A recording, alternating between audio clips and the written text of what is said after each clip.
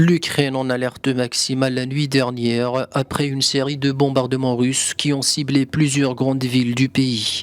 Selon l'armée ukrainienne, Moscou aurait lancé plus de 80 missiles, faisant une vingtaine de morts et des centaines de blessés. Des frappes qualifiées d'actes terroristes par Kiev. L'Ukraine ne peut être intimidée, mais au contraire encore plus unie, car rien ne peut arrêter l'Ukraine. Aujourd'hui, nous sommes encore plus convaincus que les terroristes doivent être neutralisés. L'armée russe a décidé de mener ses frappes pendant l'heure de pointe matinale. C'est une tactique terroriste typique et le monde entier l'a constaté.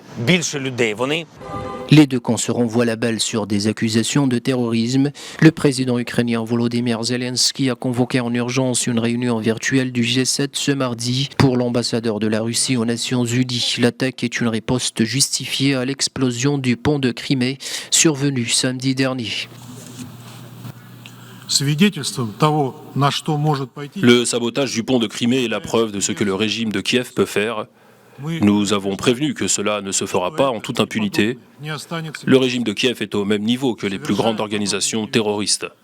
Il commet les mêmes actes de sabotage et de tuerie.